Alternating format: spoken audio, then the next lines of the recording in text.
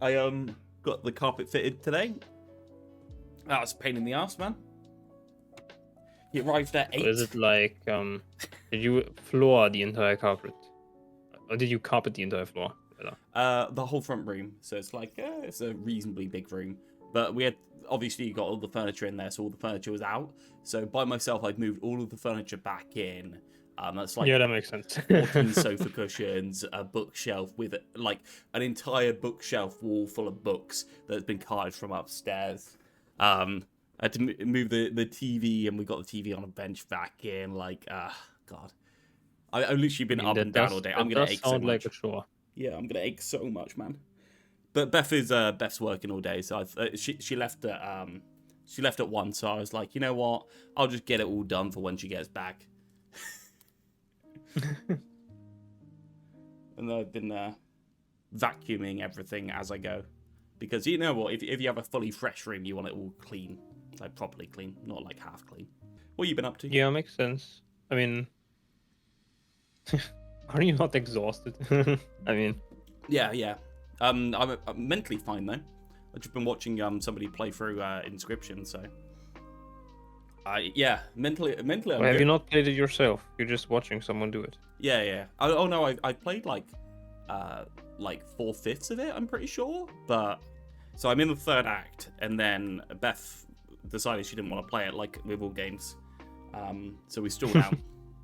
Man, my life is just dead ends of things that I never finish. Genuinely. I just want to finish things, man. I mean, I liked the Inscription when I played it. It's a fun card game. Yeah. I actually I replayed the first chapter back in the day, because I was like, okay, maybe I can get back into it if I replay the chapter and then pick up with her where we left off, because she quit one time and I restarted it, replayed the first part, and it still held up it second time through. Definitely worth a replay if you like card games. Yeah, you can the person that made the game, McMullen probably, I don't know. He released an add-on to the thing, basically a free DLC. Yeah. Called Casey's Mod. So if you're not interested in chapter 2 and 3, it's basically just chapter 1, but with bonus content added, so you can replay that more often. So it's like modifying the act into a repeatable roguelike with many unlocks and challenges. That's cool, man. Yes, basically, it's so the idea is, because like there's all this like deep lore and stuff. So the weird add-on thing, the DLC basically is called Casey's Mod, since Casey's one of the developers that worked on the Inscription game. Yeah. Right. Cool. Lore-wise, and then it's like her going through or discovering that the game does things by itself, right? And you unlock a lot of cards and creatures that aren't in the original game. Yeah. What's Daniel Mullins doing now? Because I played Pony Island. He's doing Pony Island 2 right now. Inscription to 2021. I like Pony Island, but I feel like it was a little gimmicky for me. I feel like Inscription was more of a game than the Pony Island. Pony Island was more just an experience, where Inscription had gameplay behind it, so I was like, kind of like that bit. Yeah, I think the ideas and concepts of like all of his games are very interesting. Yeah, he's just the gameplay. I didn't really play much. I didn't play Pony Island, and I did not play his first game, The Hex. But I heard there are also like decent games. I haven't seen The Hex. Interesting. Maybe I'll have a look. Panda Circus. Yeah, The Hex is basically, so if you want to know, all the stuff that he makes, right? Yeah. Is all based in the same lore-wise, game-wise, the right? Theatrical Dan Mullins universe. Yeah, so there's like the publishers that made Inscription, Game Funa, is also a company in The Hex, for example, right? Yeah, so like sure. A bit connected. So it's all Stephen King, right? everything's slightly connected, but not really, with laser references. Yeah, for the ARG for Inscription, right? To find the secret ending, basically. You have to play his old games because you have to go into. You have to do puzzles in his old games to unlock stuff in the new games. Interesting. Man, Inscription's so fucking pretty as well. Like, it's so pretty. What a good game. Anyway, we were. I haven't even played any classic Overwatch. Do you know how depressing that is? Literally, had the carpet fitted this morning. Screamed in the microphone about when they released. Yeah, yesterday I was out with friends all day, which we already had booked in for the whole day because it was my friend's birthday. So we were just out all day yesterday. Woke up, got the carpet fitted, moved stuff around today, and the day before it was released in the evening and Beth was already back, so I cooked dinner and just went to bed. So that's been my 3 days of Overwatch Classic. Fucking... I'm pissed, Unfortunate. Man. It's the kind of thing where you would just book time off work for this kind of thing. Let me think. How long has Classic been out yet? 2 days, right? Yeah, I feel like the no hero lock's gonna go in a bit. Yeah, you need to play it, I think, by Friday. I think for weekends they're gonna remove the heroes, the hero limits, right? Yeah. Well, that's okay. I saw there's a 66 enthusiast thing that you can get. That definitely sounds like something that I want. Hi, I'm in the lobby. Yeah, I saw it. Fine. I can start the game. So like, for what I've done for now, I didn't do anything yet. I just took the new updated version of the 7HSKW. Yeah. And knitted our code in again, right? Yeah. That's all I did so far. And then I answered some feedback stuff with my own opinions in the server. Yeah, I saw that. We had lovely feedback that Vinch wasn't sharp enough, despite everyone complaining that they were too sharp the entire time. Yeah, I was like, I mean, it is what it is. We can go over all the stuff right now if you want. I don't know if you have the recording on. I don't really. Yeah. I turned it on when he started it, so I can listen back to your dulcet tones while you tell me about your week. That's my favorite part of my week. So, where do we start? Do you want to talk about last pucks first? Do you want to talk about feedback first? Do you want to talk about 7HSKW stuff first? Let's do the general 7HSKW because obviously we're moving into the end games or the end times. They're gonna stop support, right? Yeah. I'm gonna guess that's because Toasty is burned out as fuck and didn't want to do it anymore to begin with, and this is a good excuse. That's gonna be my conclusion. I think it's Toasty and one of the other developers. There's only like 3 or 4 developers working on it, and 2 of them are leaving for Marvels when it comes out. I don't think Marvel Rivals is going to be that good. I'm going to be honest. For people that like the Overwatch experience, I feel like it's. I just don't think the hero designs are as good, and the third person really takes away from the casual focus. I've got to say. But I guess it's more in line with what people would like from Fortnite, and it's distinct from Overwatch, so I get why people are going over, but I just don't think it's going to be that good as a gameplay experience in the long run. Yeah, I think people like Toasty are going to leave Overwatch for Marvels if we don't end up going back to 6v6. Yeah. But I think if the developers do what path they're laying out currently, right? Yeah. So you saw the cliff notes from Spylo's 6v6 talk? From Spylo's 6v6 dev conversation? I didn't have time to watch that. Okay. I read a summary on Reddit, and it looks like there's 3 different scenarios. There's either they don't go forward 6v6 in general, or they go forward with it as a mode, or they go forward with it pushed as a main mode. Doesn't look like regardless they're going to give up on 5v5 queue at all. And they've discussed whether they would retire different modes in like open queue in order to have 6v6 and 5v5 so as not to split the audience, which seems quite interesting. In terms of the changes they're making, it looks like they're going in the right direction. I don't know how much you've seen about that.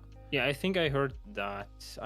I watched like 20 minutes or something of it. It's like 1.5 hours. I didn't have time. So they mentioned Zarya's I bubbles. They mentioned Rhine power Yeah, I got to the steering, part where they were talking about basically reverting back to the state of Overwatch 1 before the game ended, right? Yeah, they mentioned Roadhog being reverted. So, honestly, it seems like 80% there to 7HSAW. I'm going to assume that there's some things that are changing. I would assume. Yeah, there's some stupid decisions. I heard like stuff like them giving Lifeweaver more healing output and stuff. Yeah, which is just kind of weird. That's just bizarre to me. It doesn't really make any sense. But he is at 45% win rate, so maybe they should do that in live as well. The least but then again, character. like if they keep buffing Lifeweaver, we're gonna have an Orisa situation where at some point the healing is gonna outweigh the damage you can do to a character. Yeah, an Orisa situation is a great way of putting it, I've got to say. Yeah, so oh god. It's hard, man, because they're going to make mistakes. They're going to make more mistakes than any other person developing it would, but I still feel like they're moving in the right direction, and Spylo, if anyone, is the type of person to be able to direct them. I do wonder if they're smart enough to look at the October patch, because I do actually understand what Frida was saying when he says like people are going to solve it anyway, and it wasn't always going to be as perfect as people think it is, but at the same point, it was clearly at a good place where sustain wasn't really high, and that allowed other things into the meta. So if the meta resolved and everything was more or less balanced, or one was a bit better, at least sustain wasn't the prevailing thing, I guess, was the conclusion. I mean, for what I've remembered, the October patch was map dependent meta, which I don't think is a bad thing. Well, that's the idea. Maybe because right? it also wasn't so close solved, that small, but even if it was solved, I think it would still be map dependent. Yeah, the small difference in map should be how the game's worked out, right? Cool. So they're gonna quit, which is fair enough. They've done a stalwart job. What do you? Yeah, their project is basically called finished once people acknowledge that 6v6 is a thing, right? Yeah. So essentially, like we can go with as is. They're gonna go back to a live version of 6v6. I do wonder if we want to at some point swap over to whatever their live version of 6v6 is going to be and just fix that for them. I mean, it's up to you. You're the one doing the work. Depends on how much work it is. Yeah, right? I guess. If I see their patch and I'm like, God, we have to do all of this stuff in order for this to work, then I'll probably just stick with 7HSK. Yeah, but if you see the patch and there's like 5 changes that you can make and want to make that you want to shout about being exclusively better, I feel like we could have a good hand in changing the dev direction, honestly. My reading of the community perception is that 6v6 is going to be wildly popular. Every single reaction to the Overwatch Classic and the 2-1-2 mode is 2 tanks are significantly better. Just significantly better. And I read the... Sorry, go ahead. Yeah. All the negative feedback I've been seeing from Overwatch Classic is just related to hero stacking, which is and the jankiness of 2016. But then again, it's made that way on purpose. Yeah, exactly. Slow ass game mode. Yeah, I feel like 6v6 is going to be wildly successful and it's going to be made a permanent mode. I can't see that going any other way. Now, question for you: do you think that if 6v6 is made a permanent mode on par in terms of the amount of effort put into it as 5v5, do you think they're going to, like, the general competitive community is going to transition over? That's like a big question. I think the problem is that this direction is probably the worst you can take. Yeah. Because it's the direction that Overwatch has been going for a long time, which is we kind of want to do that, but then again, it's kind of risky, so we don't want to do that. Problem I see is that with having both 6v6 and 5v5 as in, for example, competitive, right? Yeah. Not only does it split the player base even further, right? Mm-hmm. Because right now OpenQ is basically a dead game mode, like 10% of players or something. I got a read on 90% are playing normal comp, right? I got a read that it was about 30%. I've got a feeling it's a lot higher than we think. OpenQ, especially in probably Asia. a lot of like numbers we don't know. Yeah, I'm pretty sure there was somewhere in one of those interviews there that OpenQ was actually a considerable amount. So I feel like it's pretty evenly split between quick play, OpenQ, and comp, where comp is like 40, quick play is like 30, and OpenQ is like 25 to 30. I can't see it being as popular as the other two, but from what they said, it's pretty good. I've also had qualitatively a lot of people say that the Korea and Asia in general like OpenQ. Yeah, Asia plays a lot of OpenQ. In Overwatch 1, Asia was partly, depending on what region you were in, more popular than ROQ. Yeah. Overwatch 1. My other thought for classic Overwatch is it's pretty damn clear. From my takes on that, from reading everything, that I was always right about the reason why people play different heroes and the role distribution. And people are playing DPS literally just because the DPS quality of life is significantly better in Overwatch Classic. Not because they are more enjoyable to play, but just their quality of life is actually better, and they have more heroes. They're still having the support issues. If you're playing Overwatch Classic, right, there's basically only 3 tanks you can play, because the other stuff is like useless. So like the tanks you can play, right, is Zarya kind of ish, Reinhardt is decent, and then Monkey is okay. Roadhog is kind of a niche pick you can also kind of do, but like D.Va, for example, is like really bad. Yeah. Like that character cannot move. It's a rock, you can't move. Interestingly enough, I think D.Va with the DM on a button isn't that bad as long as the tanks are very bursty, and I don't think people are good enough at Overwatch Classic to be able to do that, and I don't think the tanks have enough movement in order to be able to be bursty. So the character actually would... We tested. So when Classic came out, right? Yeah. I got a group together of friends that some of them haven't played Overwatch in forever, right? Yeah. But they came back because, hey, Classic, we can maybe play. It's probably going to be fun. And one of the things we tried to do is we played like 2 or 3 games of GOATs, right? But we didn't play all. Like we played new era GOATs, right? So we played Ryan, Zarya, D.Va, and then we played Triple Lucio. And then we all kind of switched through who got to play what.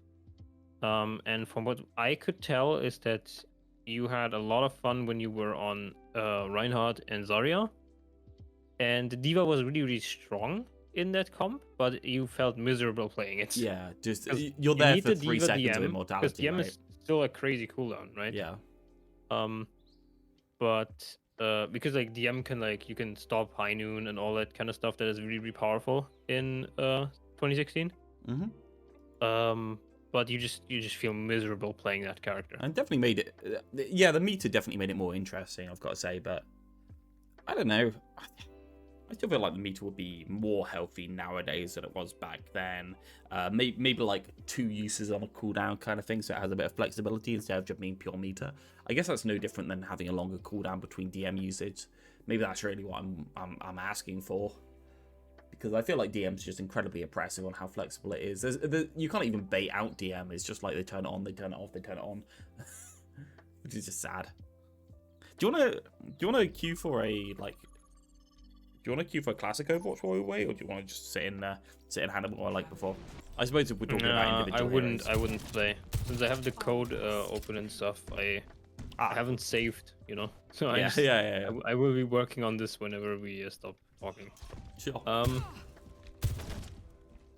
So same heroes as last time, right? We're not gonna add anything. Yeah, I'm just gonna real quick. I'm gonna start, since we're still in 66 stuff and 7H scalable stuff. Have you read changes update on new patch? No, I haven't. No. Okay, let me go through that real quick. Yeah. So you are up to date. Patch came out 13. right? So yesterday. Sure. Patch includes tank passive knockback reduction reduced from 10% to 0, which is probably interesting. Cool. I got it up. Reduced to 0. Fair enough. I don't really mind about that. Oh, generation reduction so the reduced from 15 knockback to passive 0. is no longer in the game, basically.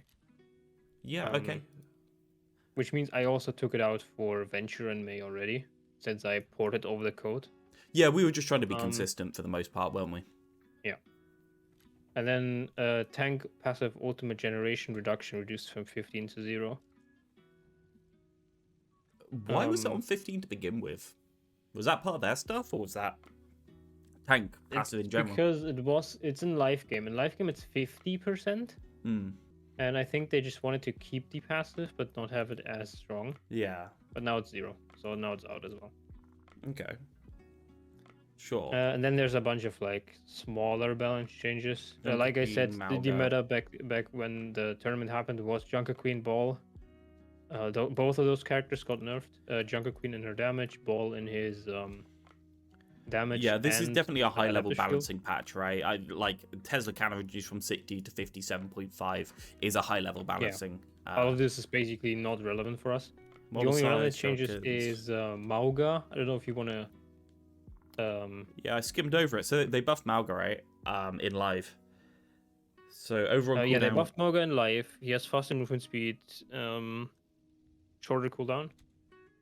Cage fight duration reduced from 7 to 6. Chain gun burn reduced from 4 to 3. Yes. This seems fairly reasonable. Cage fight duration being reduced from 7 to 6 is pretty big. I don't know if that was what it was before and they're just reverting it from live again.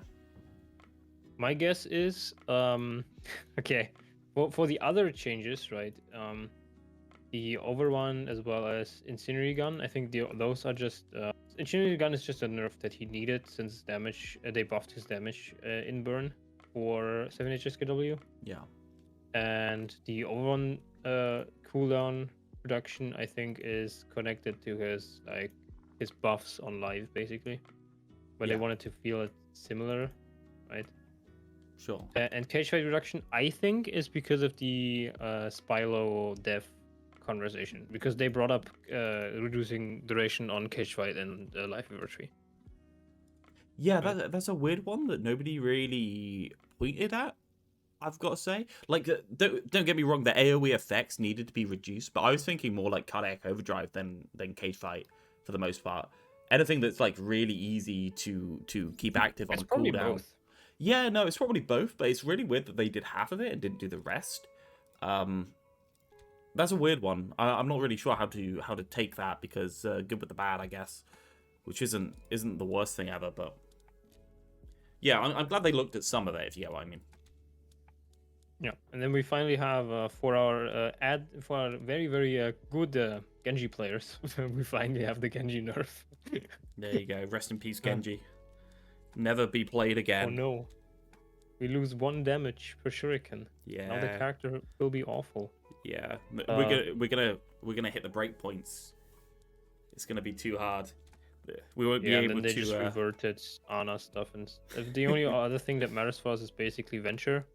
Yeah. Also, I need your opinion if you keep that or if I should go back to 5.5. Yeah, go back to 5.5. 5.5 is the standard, isn't it? 6 is the Genji and Tracer. Yes. Yeah, go back to 5.5. They're in the tank category, so there's no point putting them into... There's no point making it so that they're faster. It doesn't make sense. Otherwise, we just put the movement into other abilities, wouldn't we? Okay, so that's 7 HSKW. It's just, the changes we already kind of suspected, plus some other stuff. Yep. Fair enough. Seems good to me. And I wanted to talk about our last pugs, which was the funny stun stuff happening. Yeah. How do you feel about Flashbang and Hack? I felt like it was creating a lot more depth in the game, and I still like it, especially the Flash. I don't know about the Hack in general. I still consider I understand what they were saying, that Sombra had way too much utility on the kit and could do literally everything. But Sombra also couldn't... And the other thing is, what I've realized is...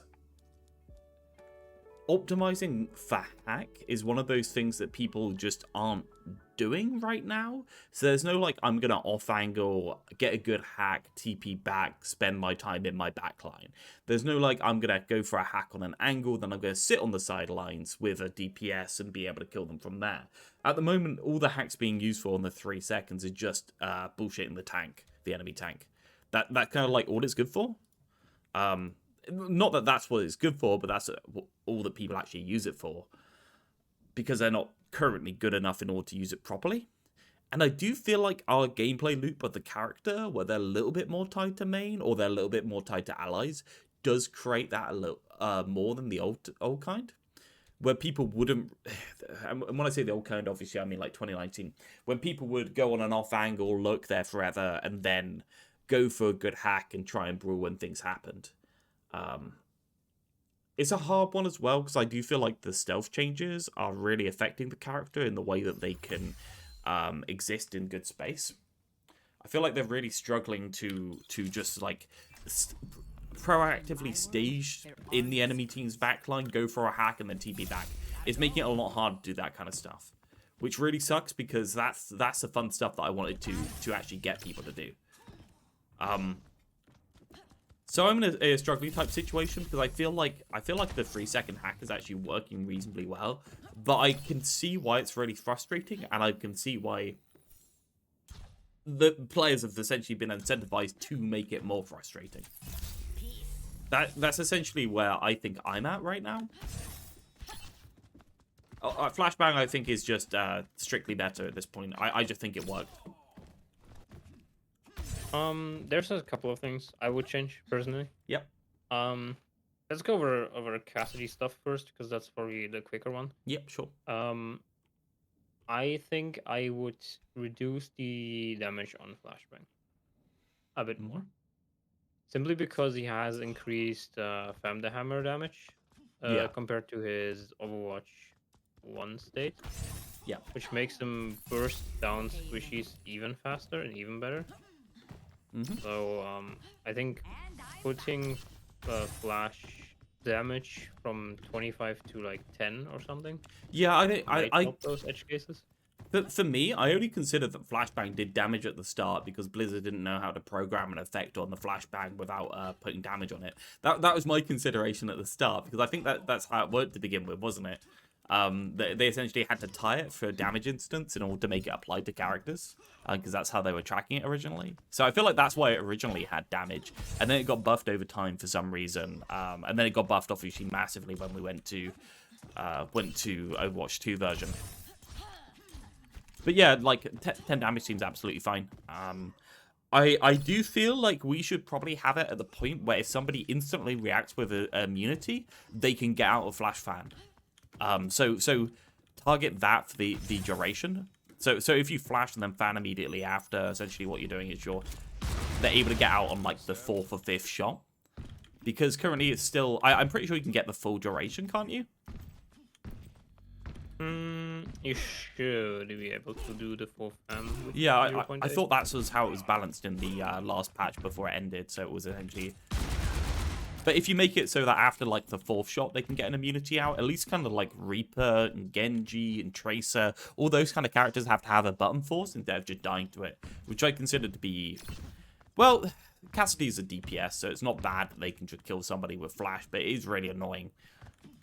I mean, stuff that was put into feedback was basically making the stun duration shorter and then keeping the rest hinder. Basically making it so that you can at least use defensive abilities. Yeah, but that's the same shit, in my opinion, because the problem is that you can flash then fan somebody and they can't do anything about it, in my opinion. Like, that's the annoying part of it. If somebody flashes you and then headshots you, and then you can technically juke the second one, but you can't use movement abilities, surely that's just as annoying. I don't see how that's less annoying, just being able to maybe AD strafe at foot, like, whatever percentage reduced speed Hinder gives you. I'm not 100% sure.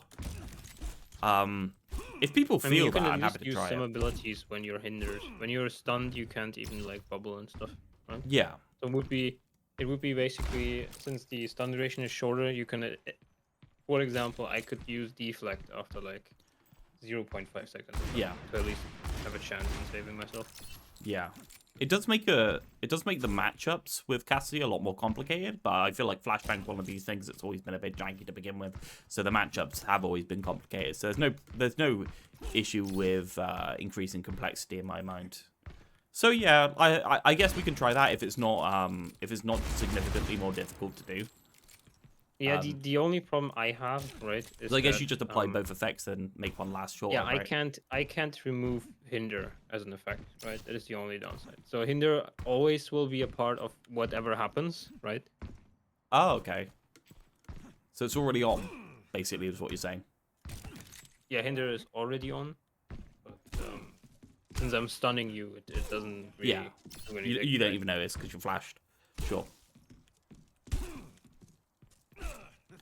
Well, that sounds fine to me. I don't really have a problem, especially with testing half flash, half stun, half hinder, because I guess what we're really worried about is we're worried about tanks being burst down by the flash, and I do feel like the flash is the most annoying bit. Having a little bit of movement just to be able to get behind cover is some counterplay to it, and it kind of creates a more of a gradual curve into the skill distribution, because you can be closer or further away from cover when you get hit. You can get hit worse than at other points if we do both, right? So it's not just like I hit you, you're dead. If I don't hit you, you're not dead.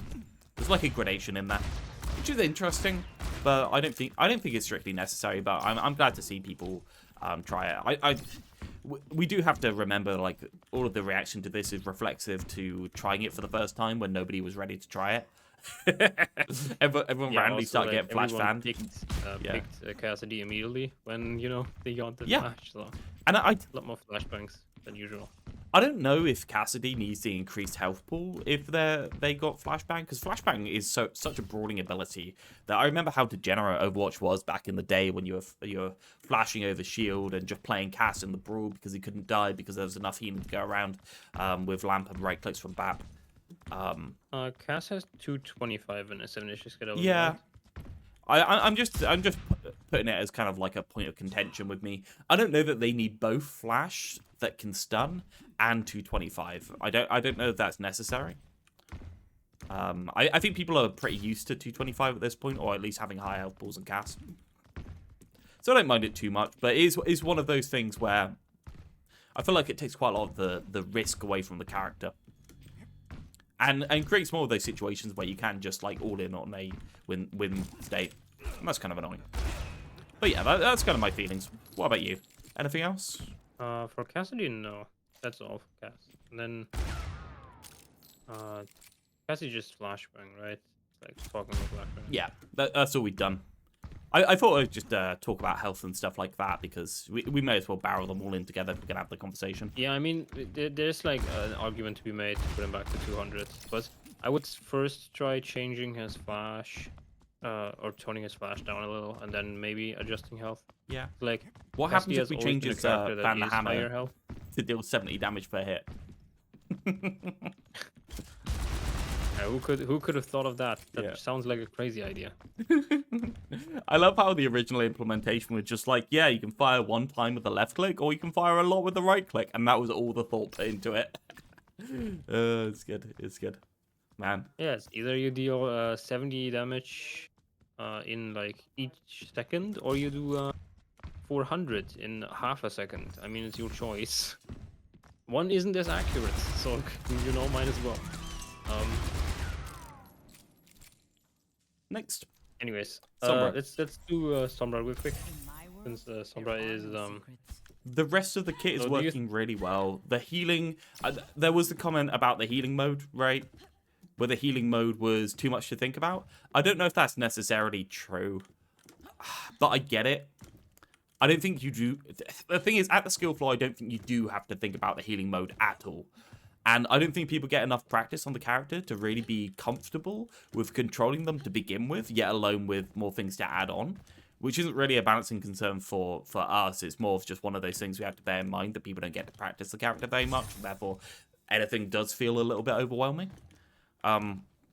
Essentially what it does, it means that they have 1, 2, 3, and then 4 things to micromanage. That's kind of like the argument. And what they end up doing, because they're micromanaging so many things, is they end up just hacking and hacking on the front line, and then just healing in general, without thinking about the way that it's actually applied. I don't think that's necessarily a bad thing, though. I think there should be some heroes with, like, very high complexity. Yeah. And certainly, I don't feel like the current cast has that many of those.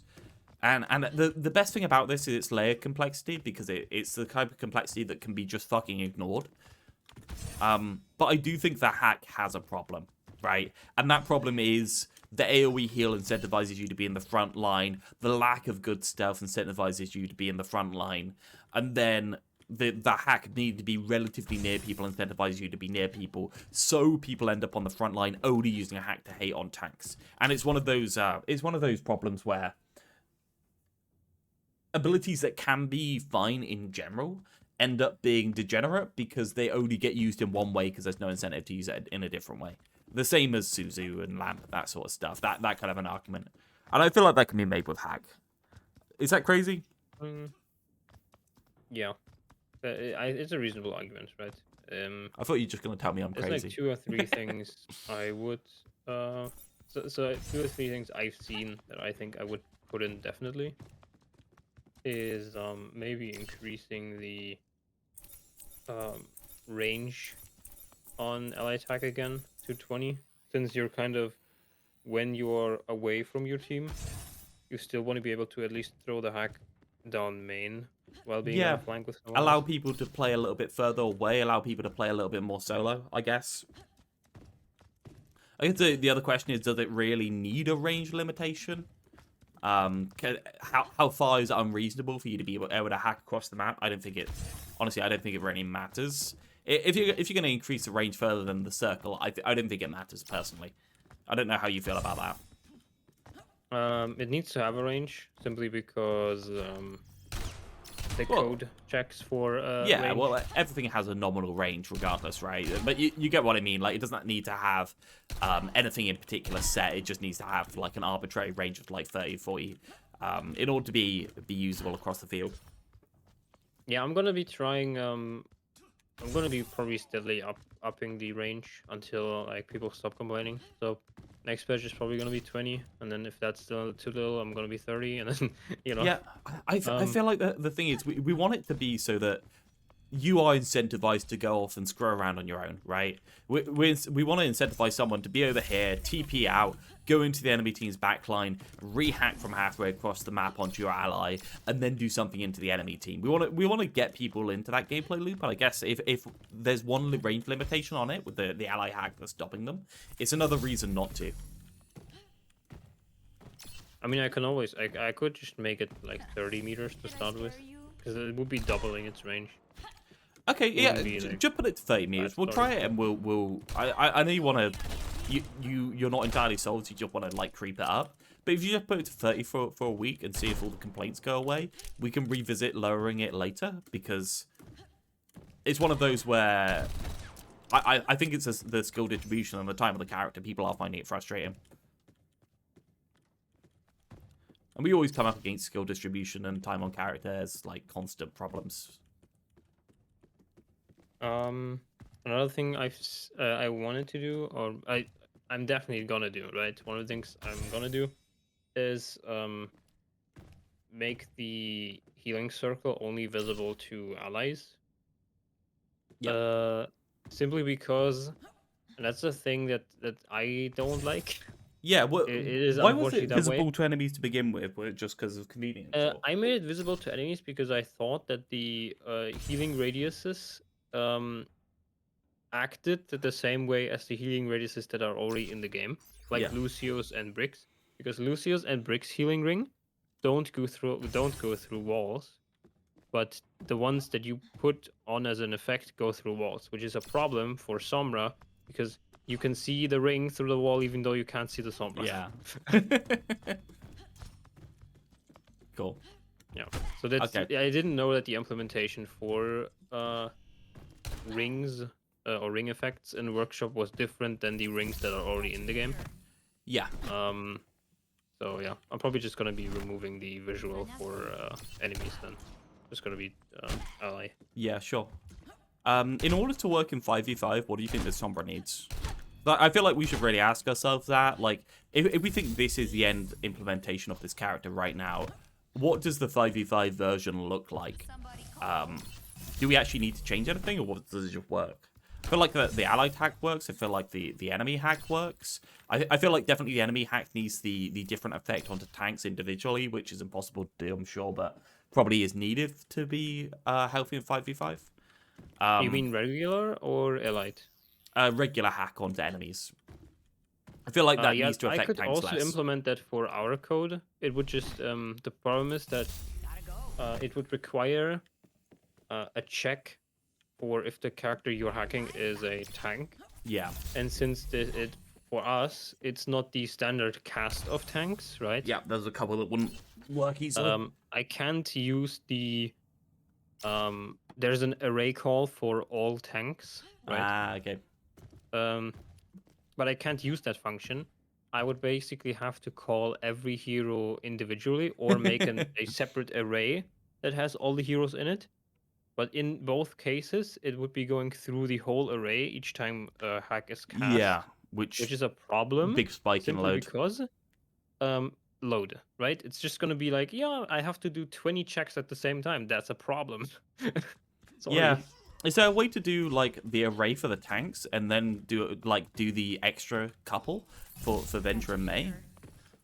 Is it a way to like make it two different checks, or would that be like more load, do you think? I don't know how it Or just impossible. how it checks the array for all tanks, all supports. I don't know how it checks it. Yeah. I don't know if it checks each hero individually as well. Oh yeah, maybe. I just know how I don't know how the implementation is on that part. Okay, Since cool. there is no workshop documentation. Yeah, sure. Interesting. Okay, yeah, I feel like the hack definitely needs the changes to be able to work in 5v5. I think the other thing about the character, I guess, is just... I think the rest of the character works. I'm happy with the ring. I think the ring's really healthy. Yeah, I think that's just about it. I think the rest of it's fine, personally. Speed might be a problem because speed is always more effective on the tank, so you would have a constantly pocketed tank. But then again, is a support constantly being able to provide speed to a tank really that much of an issue?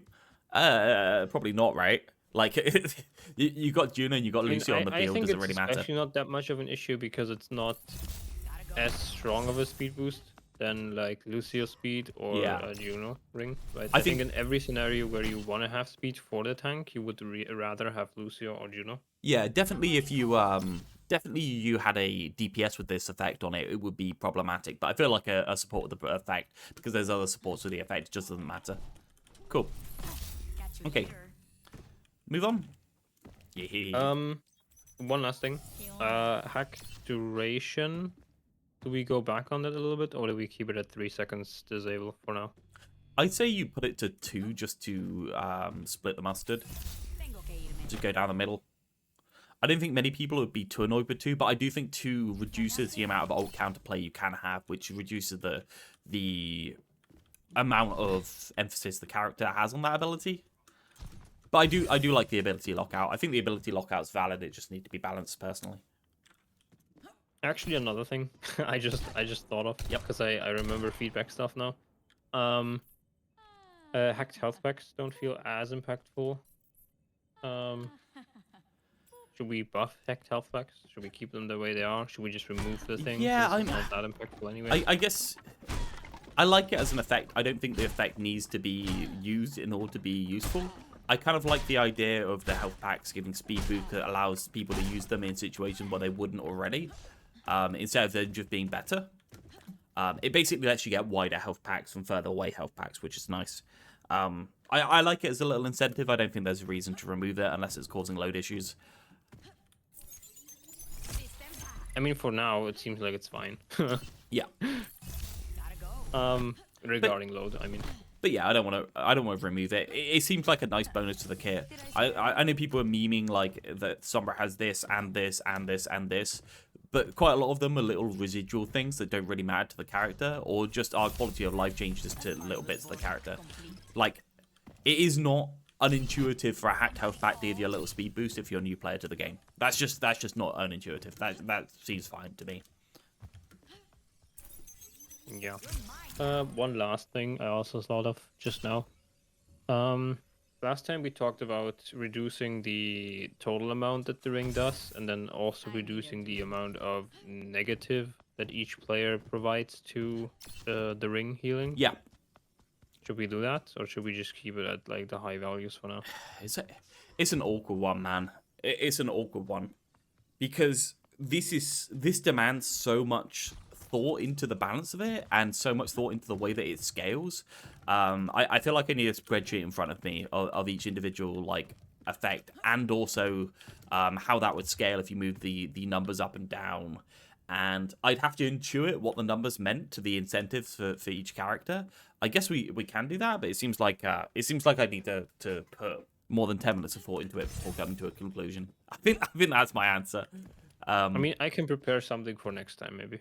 In that case, sure. I just need to be able to scale up and down the numbers for each of the three things, like the total healing amount possible and the numbers per person, and the amount of people. I just need to be able to scale each of these three things up and down in order to have a good intuitive kind of like understanding. Because at the moment what's happening is you are a really good duo pocket. When you get into a trio pocket, you're doing more healing, which is incentivized, but you're less of a pocket. And then as it scales down, essentially you're doing more and more healing bit by bit. But it's kind of... so essentially what's happening with the graph is it's just like exponential decay of the amount of healing that's going in, right? Because you're increasing the numbers, decreasing the amount. So what we're doing right now, I may as well put the numbers up. Let's just show a share screen on. Because this is actually interesting, to be fair. This is one of the balancing problems that is fun to talk about. Okay, so what are our numbers? Our current numbers are 40 minus the amount of players times 6.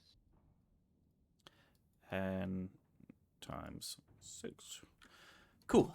And then for ourselves, it's 20, right? Which is half of it. Yeah, so 40, 30 for 28, 22, then 16 and 10. Is that right?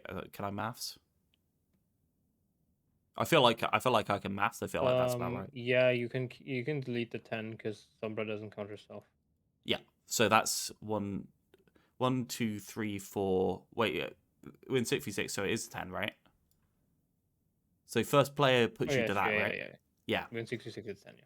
Cool. Okay. So this is 1, 2, 3, 4, 5. So this is 50 HPS. 16 times 4. Quick maths, go. 44? No. 40. What am I saying? It's the reason why I don't answer the question. And then another 54. Yeah.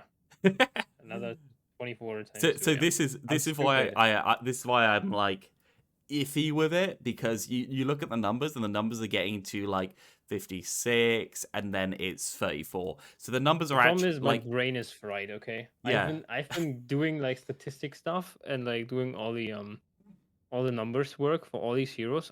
My entire search history is just I don't want to know about your search history. Lifeweaver Overwatch wiki and like Sombra Overwatch wiki, and like every character we've ever done is just there's like a million search entries for this shit.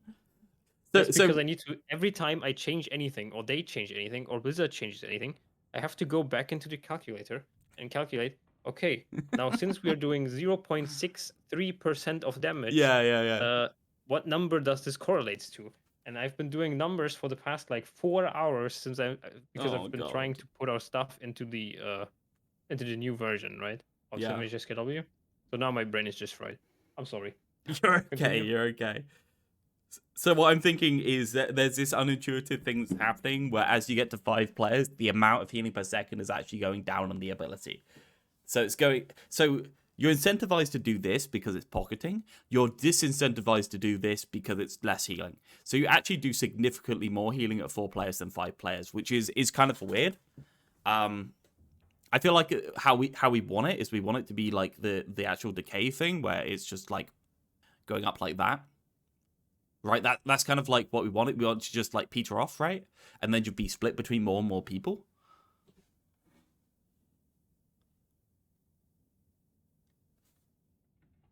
I mean, what calculus would you like to use for that then?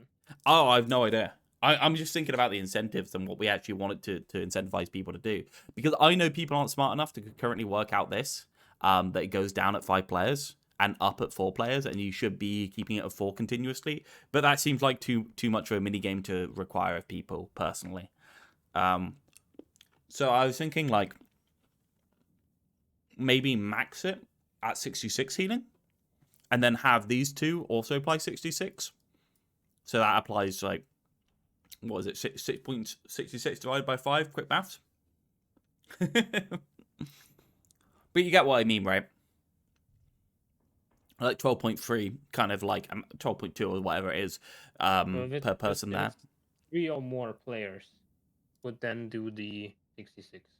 Yeah, that was the idea, to make it so that you don't have a lot of thought to go into exactly what the numbers are down at the bottom.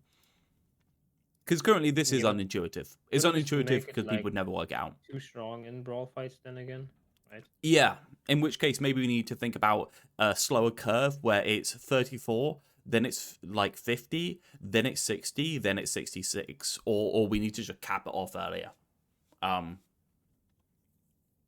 Essentially what we're doing is maybe cap it off at 50. It's like 50 healing per second is not that much.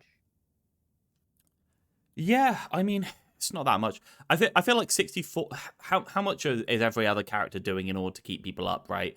So 16 is this is Brig, Inspire, because that's 15 or 16, and then this is way lower. So I feel like we do need to bring up this and bring down this, and maybe bring down this as well.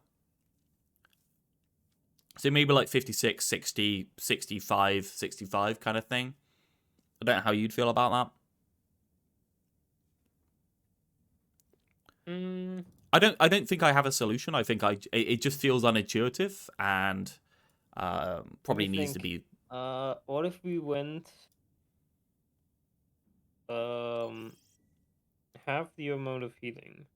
Because I don't want to have it that strong on on single target as well, right? Yeah. I feel like having it more consistent overall is probably better. Mm-hmm. So what if we went with 20 to start off with, which is like half, and then we would only reduce it by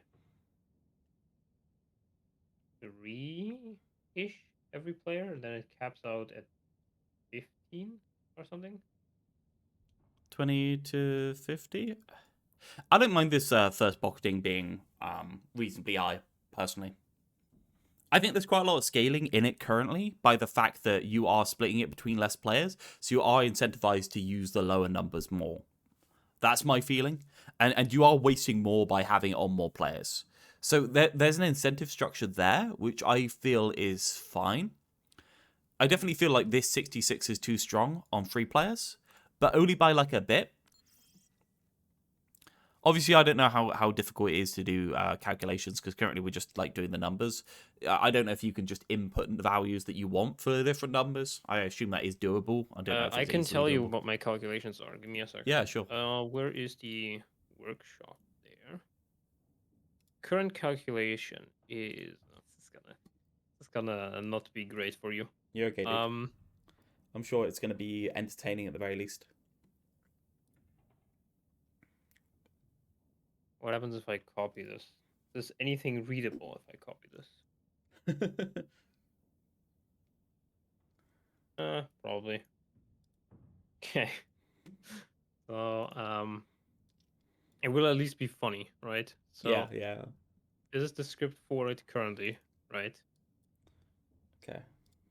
Start heal over time, filtered array, all living players, team of, event player, doesn't put an event player, current array element. 15 is in line of sight. That's just the if the player is line of sight, and then 15 meters range. And then it's just 40, which is the current healing maximum, right? Then minus count of, and then players that is not in 15 meters and in line of sight. Yeah. And then times 6 at the end. And also not including Sombra.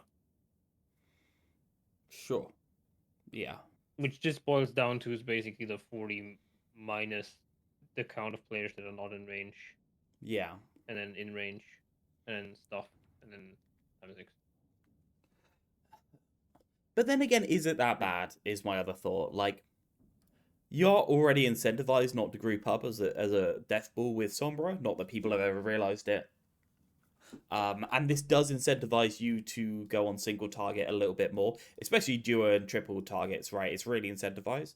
I'm kind of at the point where I feel like the incentive structures are correct on the character, but it's still really unintuitive.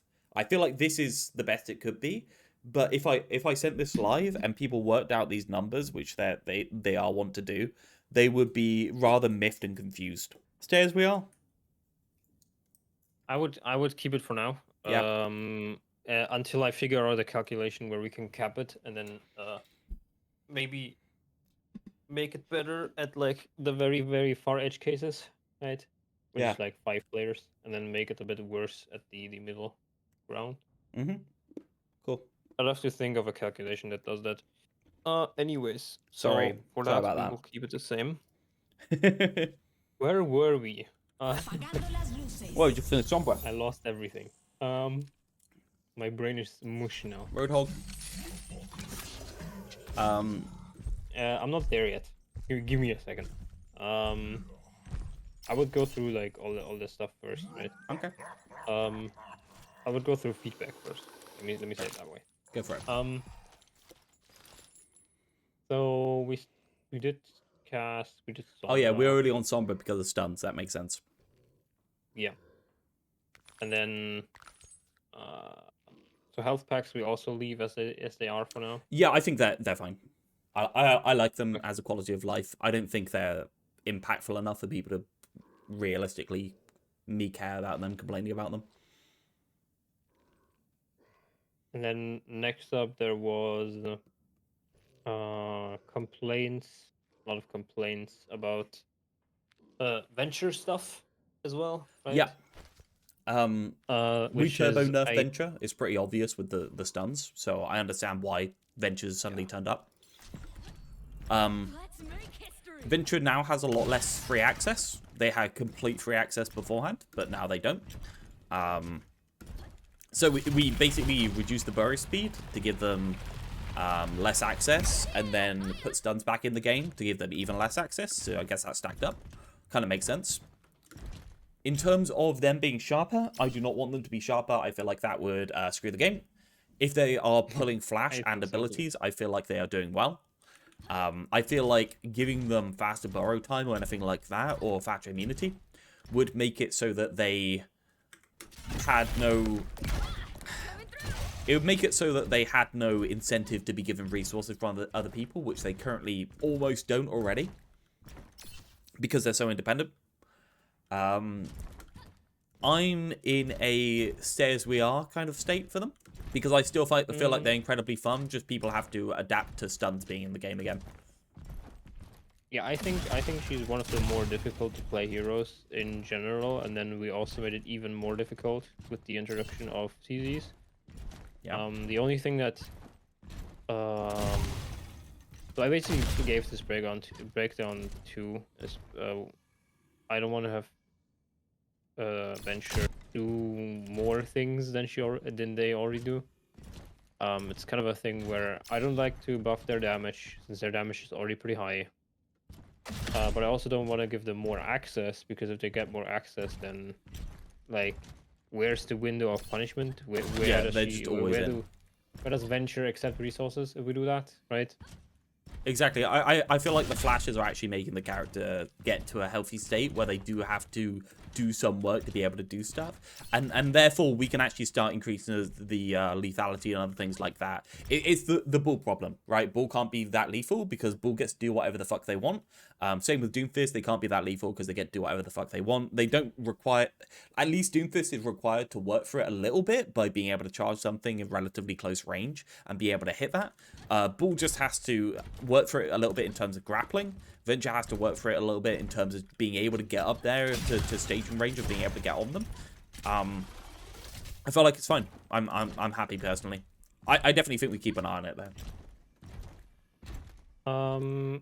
Mentioned the only thing that was no suggested was making her burrow CC stronger in some way, shape, or form. What the person suggested is absolutely fucking insane. But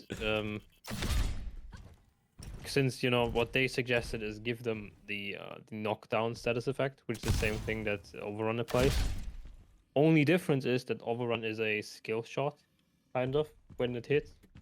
Because you don't get knocked down if you don't pinpoint. I don't think this same goes for floor stuff effect like gets Sigma removed Rock, over right? time.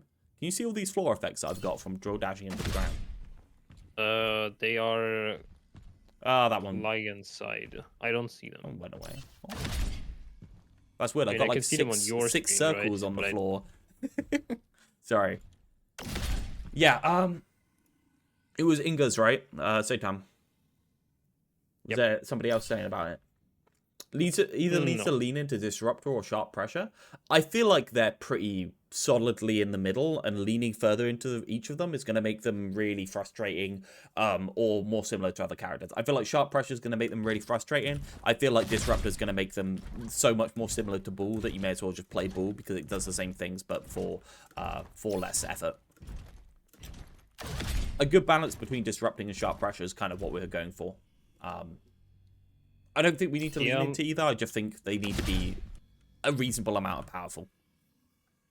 Maybe it's a power problem, not I think idea maybe problem. increase the root time by like 0.1 seconds. Yeah, I just feel like ass to play against there. It's 0.2 right now, which is the same value that it's a little bit less than what Doomfist had on his uppercut back then. The Doomfist uppercut was 0.25 lockout duration. Sure. I mean, you can give them a little bit just to say to this person that you've listened to their feedback and took it on board. That's fine by me. I mean, we can try buffing the stats basically. Yeah. I don't want to give, like I said, I don't want to give Venture more stuff that they already have. They're very combo focused, so any buffs to damage is going to make it so that they can just walk all over the enemy team killing people, and any buffs to health is going to make it so that they don't care about being given resources because they've got enough health to walk all over the enemy team and kill people. I think that people don't realize they're kind of on a bit of a seesaw at the moment where they're going to go either way and be OP. I mean, even if I don't give Venture health or I give them damage, right? Even if I were to buff one of their other abilities through other means, for example, like giving CC immunity on Burrow or something, I think it takes away so much, like because like the Burrow animation you can technically CC Venture out of, it gives Venture so much access to do silly things if we do that. Yeah, the and the Burrow is such an obvious thing to... again. The Burrow is just such an obvious thing to bubble or DM or put resources into, like nade and stuff. It's so telegraphed for your team and their team that everyone should be throwing resources into the Burrow, right? It's not like Bull swinging and slamming. You don't get quarter of a second of notice. You get like a good 2 seconds of notice on both teams. I feel like that's really interesting from my point of view. I don't know how you feel about that, but like, that's kind of what I want. I want everyone to know it's going to happen and be able to throw whatever the hell they want into making it work or not work. I want it to be how many things did your team choose to throw into the Burrow. In which case, yeah, sure. I guess increase the lockout. I'm fine with increase the lockout. I don't really have an issue with that. But yeah, I don't think it's necessary to do that much for the character right now. I feel like it's working as intended personally for me. People to have to do a good argument against it, and I have read what Seitan put down. But I just, I don't think I agree with much of it. Active mitigation tools, I don't think active mitigation is necessary for any character. I feel like a health bar is an active mitigation tool. The only reason why you put an active mitigation on the character is because you want them to be able to deal with sharp pressure into them when they otherwise currently couldn't. But this character has so much access that you should always be engaging with full resources either. So you should never be randomly burst down in a way that is unfair. For Venture, right, specifically, they already have a tool against soft pressure, which is like the reoccurring shields and armor health underneath. Yeah. And for sharp pressure, they can just dash away, right? I don't think they need to have an answer to sharp pressure in any other shape or form. Because like it's not like a character like Orisa that just can't move away from sharp pressure. It's more they have the access to move away from it anyways. So why would we incentivize them to stand in front of the enemy team? Similar to like the Doomfist problem, right? Where block doesn't really do anything for his kit. It's just there, right? Excellent. And Doomfist can dodge the damage anyways with Slam, but it's not good on Doomfist because he gets to have his charge punch, which is the only way. Looks the same on your screen, by the way. Yeah, it's very funny. I don't know what happens. It's just, yeah, no, I agree. Getting stuck. I feel like this is the part that actually differentiates the character away from Doomfist and away from Bull and makes them unique in and of themselves. I think we've actually pinned it bang on to a new kind of archetype for characters. So I'm happy with it. Yeah. Says we are. Make a better argument next time, Satan. Next.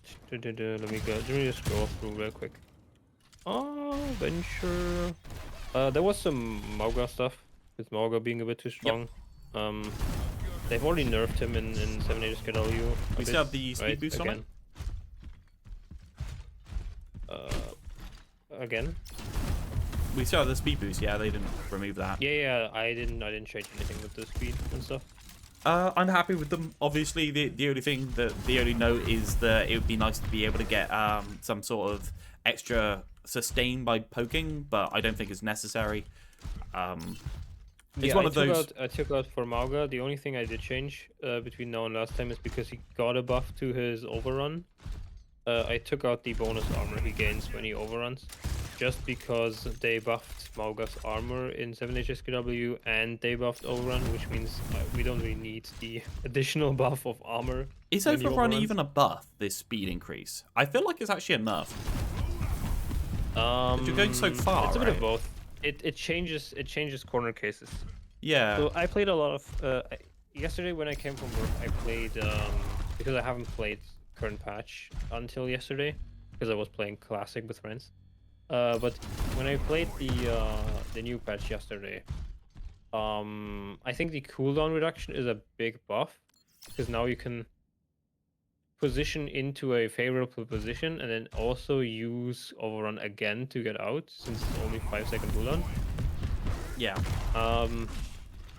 And for the speed increase, it helps in some scenarios. Like the speed increase helps in a way where the time to react for enemies and the time you are in the fight is a lot shorter. Yeah. With the quicker speed, which helps you survive. It also helps some of the rollouts and makes them easier since you can go further distance. But then again, also the speed is kind of... You can't really turn corners that much anymore than before because of the increased speed. So it's a bit worse in that case. I think my idea is that you've been saying that kind of like the annoying part of him is the brawling. And I think we've already disincentivized them to just brawl enough with the changes we've done. So I'm not really too unhappy. I think this version of Mauga is actually quite healthy. It can feel a little bit like they've got too much health sometimes. Because obviously if you lose some armor, then you put the overshields on, then the armor gets rehealed. They can be basically functionally immortal. Yeah, what I've been thinking is nerfing the cardiac healing by a little bit, like 5 or 10. Yeah. Simply because I don't want him to like heal his armor back. Yeah. But I'm not unhappy for the most part. I think Mauga's working as intended. As I say, like the burning thing would be nice, but we can't do it. So, as always, unless somebody's going to make a good argument for the character needing some sort of change from this form, I'm happy to stay. Yeah, like I said, there is an alternate version of Mauga where I just got his overrun and he becomes the poke tank with like more damage on single gun fire and like all that kind of like overheat mechanics so he can't shoot stuff. And I don't know. I just feel I feel personally like the devs are moving more or less in the right direction with him. I do feel like Overrun's getting too strong. And it's going to start getting frustrating really quickly for players because they can't actually counterplay Overrun in any way. You actually can't stop yourself being stopped at this point. If you're on a corner, there's no reacting to that. That is like a half a second to get stumped and have a stun and be murdered. It is funny in a way, right? Everybody hated that Cardiac was such a strong ability and like him shooting tanks is so strong. And then they nerfed Cardiac by like a considerable amount, and now they're trying to put the power in the other part of his kit, which is just Overrun, because there is no other part of his kit. And I'm gonna be honest, Overrun is best used to stomp on a tank. The majority of the times I use Overrun is just to assassinate a tank that's just out of armor. If you got 300 health and you get fucking stomped, you are dead. I'm sorry, you're just dead before you even get back up half the time. And it's very, very good in the Brawl versus Brawl mirror, man. So good. And it's pretty much guaranteed. How does how does Overrun damage stack? Does it apply when you critical hit, right? Does it apply crit damage, or does it just do the normal? It applies crit damage and heals you like it applies crit damage. So you get the extra healing off it. Interesting. So since Stomp does 150, it does actually do 300 if you... No, that can't be right. That seems like very high numbers. I don't know what numbers you're looking at. That seems high to me. Stomp's damage in live is 150. Is it? Fucking hell. So it doesn't do crit damage. It was doing crit damage. Have they changed that at some point? I feel like he's still healing. I mean, it's applied as a critical hit, but I don't think it multiplies the damage correctly. Oh no, it's just recording as 150 stomp in a radius. I think the outer radius is the same damage. It just applies the crit multiplied to the 75, if you get what I mean, and doubles it. I think that's how it works. So it's 75, and then it becomes 150. Yeah, I feel like that's how it works, and it's just recording it weirdly on Gamepedia. You said 150, and I was like, that's way too high to have a crit modifier on it. Yeah, because I remember it doing like a bunch of damage, but not more than 150. So what's the that's why I was confused. Anyways, so Mauga is fine. I'm probably gonna be nerfing his healing as well. He already got nerfed in a considerable amount last 7HSKW patch, and also got buffed in the current patch of Live Overwatch. So we're gonna have to see how that plays out. Yeah, but I think the version of Mauga we are on is pretty much fine. Yeah. So if you stomp 2 people, you instantly heal for 150. So it's 75 per person hit because it's 50% damage lifesteal. And 150 is the max you can stack up your overhealth to. Which is kind of crazy. Like, so this version, you can actually overdrive to get the extra healing, lose all of that, stomp and get it back immediately. Man, Mauga's kind of...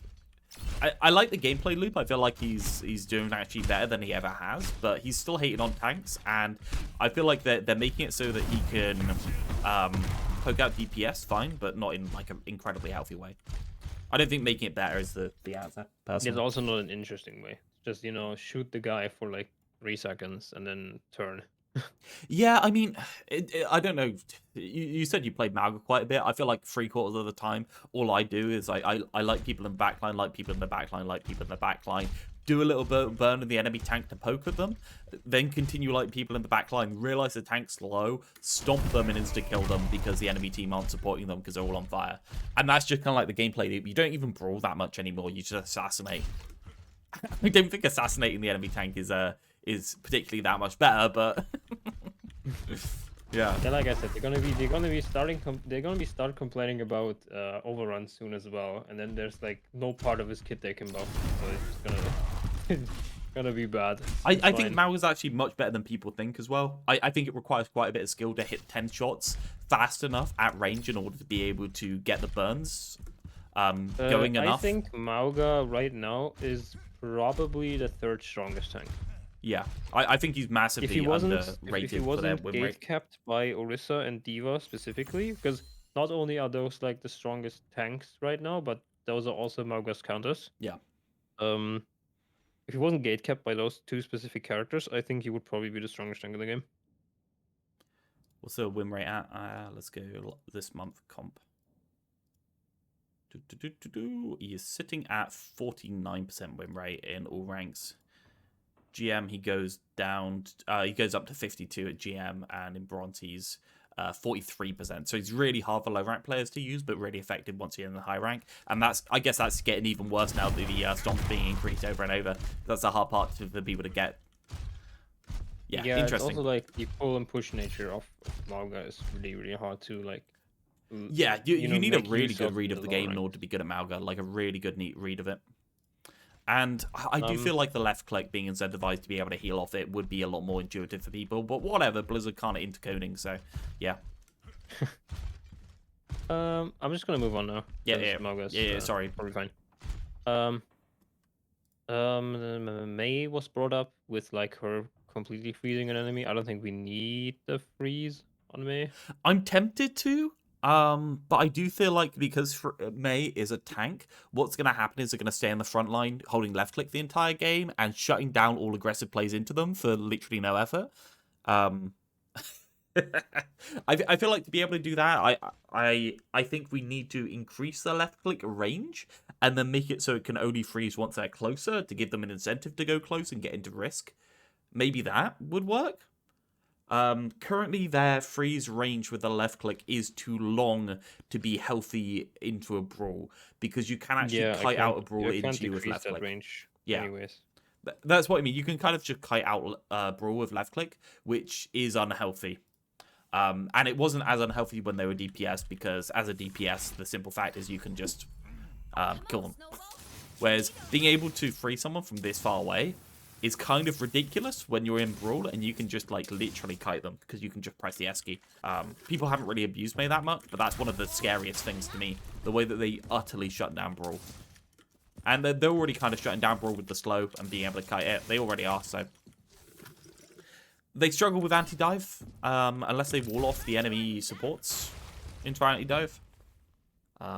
You have to be quite creative. Yeah, but I think that brings some depth to that character. I don't think they should be good in that regard as well. No, that's what I think. I think it's fine, but it's just one thing to note that they do struggle with anti-dive, which is a weakness, and I think it's interesting enough to keep it. I do think they have counterplay to anti-dive as well. They just need to be really good with walls and use them creatively. So yeah.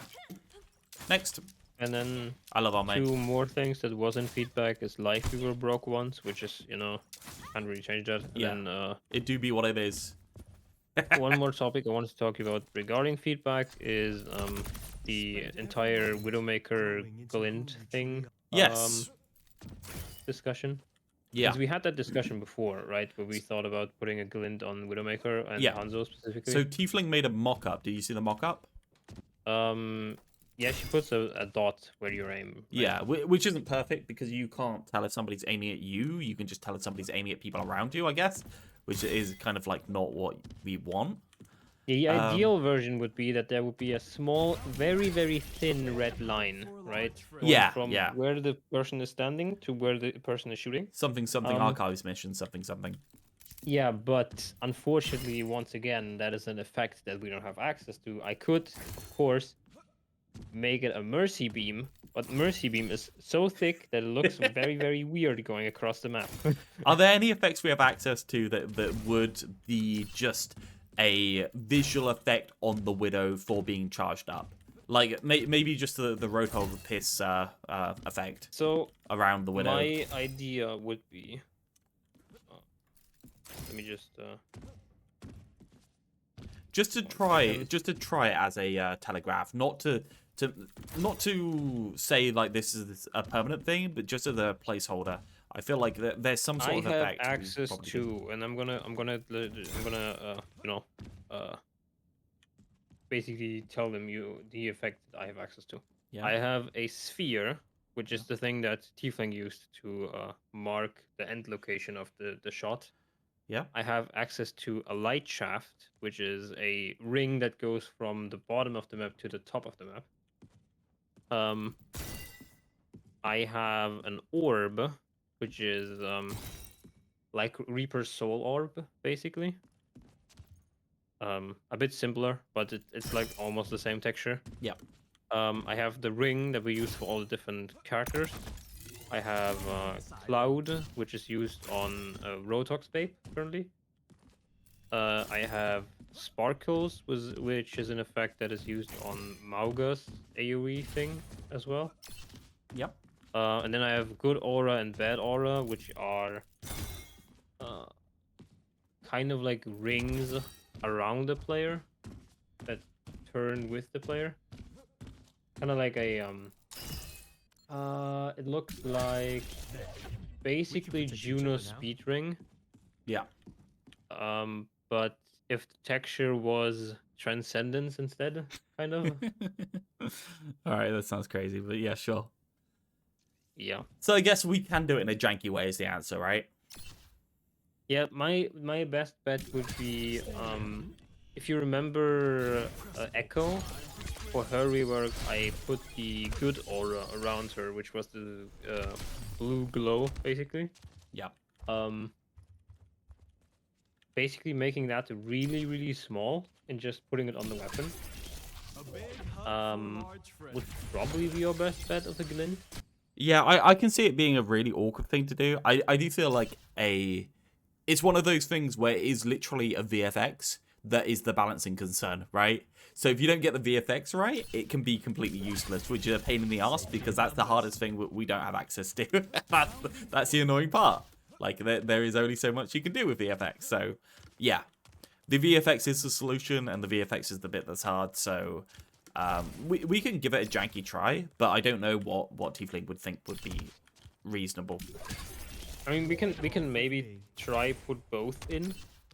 Right, maybe an endpoint and the glint helps. Yeah, so is there a way to do it when they're charged for Hanzo and Widow? Is there a register for when they're charged? I don't know. Because I don't mind Widow being invisible when they're not fully charged, if you get what I mean. If they're just like peeking around a corner to charge, but if they're like standing on a sight line with scope in, I feel like they should be punished for that, right? That's just kind of boring way. I haven't looked into Tiefling's implementation of it. Yeah, so maybe they actually have a fix. I'm not entirely sure. It's possibly that Tieflings just got it when they're scooped in. Which seems like the easier way to do it, right? Yeah, it might be that the there's charge amount as a check you can do, right? But that usually only is usable on characters like Diva, since it's been implemented specifically for stuff like defense matrix charge. Yeah. So you can check for ability charge, right? But ability charge only works on, I think in Overwatch 1 it only worked on Diva because she specifically has ability charge on Matrix. I don't know. We'll have to see. If I can implement it in a way where it's interesting and it does actually give positive feedback, I will try. Yeah.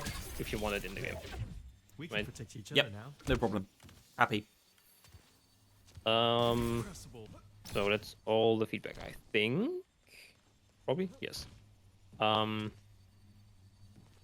Let's do quick.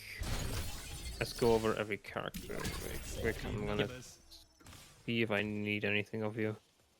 Hog, I think with the nerf is fine-ish, probably. I think he's OP, but yeah. I mean, nobody played Hog when he did get played, but he wasn't as played after the HPS nerf. Probably still really strong because of the damage reduction he gets during Vape, but yeah, it is what it is, I guess. I think the damage reduction is very strong, and I think it's strong in an impressive way, but that's the 7 HKS KW thing, so I can't be asked to change it, I'll be really honest. It's not worth the effort. I think just make a comment of I do think that is unhealthy. Making it so that you can just vape with damage reduction, heal yourself up to full, and then fucking waddle at people with damage reduction, and then hook them. Seems like a I think that's change. a change I will do once the 7HSKW devs go out of commission, right? Yeah. That's like a change, because I have to keep changing it. It's not an emergency. It's just interesting to see that some of the things they're doing, I think, are actively bad for the game. So Hog is fine, Moga is fine, Orisa is fine. Still not played a lot, but I think if she's played, she's okay. Orisa's one that I'm kind of like going back and forth on personally. Because I do think they're really healthy in the current state they are. But I also see that they're significantly harder to play in the current state they are because they're so much more fragile. People aren't really playing them because they blow up, in my opinion. And I do think they're very reliant on the duo partner of Zarya or Diva. I mean, this mode that we created is a lot more giving to Zarya and Diva synergy, because obviously we've got one more character that creates that kind of synergy now. But I do think Orisa Sigma would be bad, is my personal opinion. Orisa with any other poke character would be bad, but there's not many poke characters left because Orisa's been removed and Hog's been removed from poke and put into the off-tank category with the resources you can give. So I'm like, is Orisa bad with Reinhardt? Nah, not really. I mean, Reinhardt can give Orisa access to be able to charge in and use their bullshit. Susie's still good enough to be able to allow Orisa to do whatever they want, right? And now we have an additional character that creates that kind of case where you want to use Suzu in an aggressive way instead of using it in a defensive way, especially because of the lower health pool. So I'm happy with it in general. It's just one of those where I'm going back and forth as to whether it's the most healthy version we can get. Yeah. I mean, I don't know what you would change in order to make those combos better. Right, because there's always like tweaks we can do, like increasing the damage reduction again. I don't think you can. I think the thing is, the only change would be to bring Orisa a little bit closer to the middle. And by closer to the middle, I just mean a little bit closer to doing less and being more survivable. That's the only other knob to turn, in my opinion. Orisa takes a lot of stuff, but can do a lot currently. We can make it so that they can do less and require less.